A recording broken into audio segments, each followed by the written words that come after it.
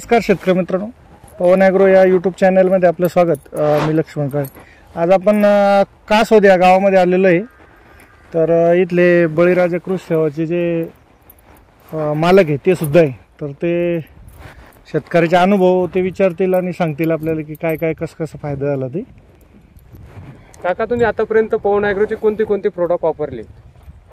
कार्गोसील आणि स्टम एक्सपर्ट आणि जम्बो आणि बेसल डोसमध्ये किट अवनी हे घेतलेलं आहे। त्याच्यासोबत सल्फर वगैरे। तुमचा याच्याच बाजूला गेल्या वर्षी तो प्लॉट होता, तो किती खराब झालेला होता आणि पवन ॲग्रोचे प्रोडक्ट वापरल्याच्या नंतर तुम्हाला त्याचा बेनिफिट काय भेटला? तो पूर्ण 60% गेलेला होता, सड लागली समजा। हो।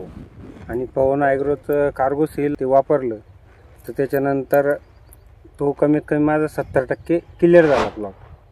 म्हणजे तुम्हाला उत्पन्न भेटून गेलं 70%, नाही तो पूर्ण म्हणजे तो 60% डॅमेज झालेला होता।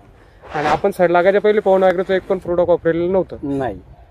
तर आता ह्या प्लॉटला यंदा केव्हापासून चालू केलेलं आहे तुम्ही? सुरुवातीपासूनच। हो का? तर तुम्हाला पवन ॲग्रोबद्दल काय वाटतं? एक चांगली कंपनी वाटते, चांगला म्हणजे त्याच्यापासून बेनिफिट दिसतोय आणि खर्च लिमिटशीर दिसतोय। केमिकलपेक्षा बायोमध्ये तुम्ही वापर करताय आता पवन ॲग्रोचा, पहिला खर्च आणि आताचा खर्च याच्यामध्ये डिफरन्स किती झाला? 30-40%चा खर्च वाचला। 30-40%। 1 लाख रुपयाच्या ऐवजी तुमचा 60,000 रुपये खर्च उरला। आता याच्यामध्ये तुम्हाला स्प्रे किती झाले आता आपले?